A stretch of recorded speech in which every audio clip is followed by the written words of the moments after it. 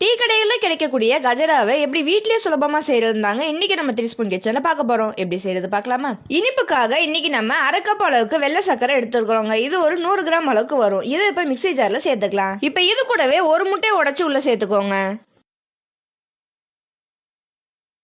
சர்க்கரையும் முட்டையும் நல்லா அரைச்சு எடுத்துக்கோங்க. இந்த மாதிரி கன்சிஸ்டன்சி வந்ததுக்கு அப்புறம் ஒரு மிக்சிங் பவுல்ல இதை மாத்திக்கலாம்.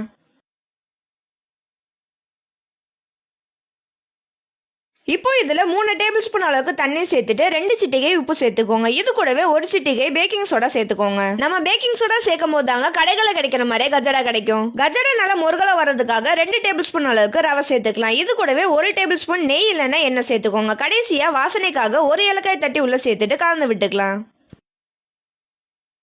இது எல்லாத்தையுமே நல்லா கலந்து விட்டதுக்கு அப்புறம் 1 கப் அளவுக்கு மைதா சேர்த்துக்கலாம். இது ஒரு 200 கிராம் அளவுக்கு வருங்க. இது எல்லாத்தையுமே ஒரு கரண்டி இல்லைன்னா ஒரு விஸ்க வச்சு நல்லா கலந்து விட்டுக்கோங்க.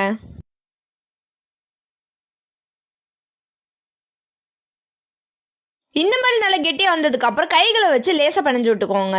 கஜரா மாவை சப்பாத்தி மாவு பதத்துக்கு பிசைஞ்சிடாதீங்க. நம்ம கொஞ்சம் லூஸா தாங்க வேணும். அதனால நான் கடைசியா 1 டீஸ்பூன் அளவுக்கு தண்ணி சேர்த்துட்டு நல்லா பிசைஞ்சு விட்டுருக்கேன். உங்களுக்கு எவ்வளவு தண்ணி வேணுமோ சேர்த்துட்டு பிசைஞ்சு விட்டுக்கோங்க. இது இப்போ ஒரு 1/2 மணி நேரம் வரையும் மூடி போட்டு ஊற விட்டுறலாம். 1/2 மணி நேரத்துக்கு அப்புறம் நம்ம கஜரா மாவு ரெடி ஆயிடுச்சுங்க. இப்ப கையில கொஞ்சமா நெய் தடவிட்டு கஜரா மாவை நல்லா மீடியம் சைஸ் பாலா உருட்டி எடுத்துக்கோங்க. இன்னைக்கு நம்ம ரெடி பண்ணி இருக்கிற மாவுல 10ல இருந்து 11 மீடியம் சைஸ் கஜரா வரைக்கும் தாராளமா கிடைக்குங்க. இப்போ கடாயில கஜரா நல்லா முங்குற அளவுக்கு எண்ணெயை சேர்த்துட்டு எண்ணெயை நல்லா சூடு பண்ணிக்கோங்க. எண்ணெய் சூடானதுக்கு அப்புறம் மீடியம் ஃப்ளேம்ல வச்சுட்டு நம்ம உருட்டி வச்சிருக்கிற கஜரா மாவுகளை உள்ள சேர்த்துக்கோங்க. ஒரே நேரத்துல 5ல இருந்து 6 கஜரா வரைக்கும் நம்மளால வறுத்து எடுக்க முடியுங்க. கஜரா மாவை எண்ணெயில சேர்த்ததுக்கு அப்புறம் சைட்ல இருக்க எண்ணெய் ஃபுல்லா கஜரா மேல இந்த மாதிரி தெளிச்சு விட்டுக்கோங்க. அப்பனாதான் கஜராக்கு நடுவுல இருக்க விரிசல் நமக்கு கிடைக்கும்.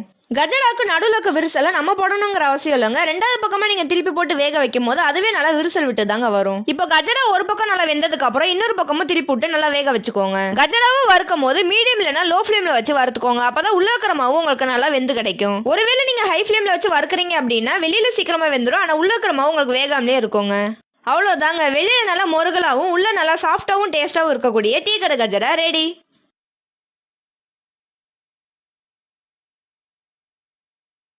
இந்த டீ கடை கஜரா ரெசிபியை மறக்காம ட்ரை பண்ணி பார்த்துட்டு எப்படி இருந்துச்சுன்னு கமெண்ட் செக்ஷன்ல கமெண்ட் பண்ணுங்க. இந்த வீடியோ மறக்காம லைக் பண்ணிட்டு இது போல சுவையான ரெசிபிஸ்க்கு நம்ம 3 ஸ்பூன் கிச்சனை ஃபாலோ பண்ணிக்கோங்க.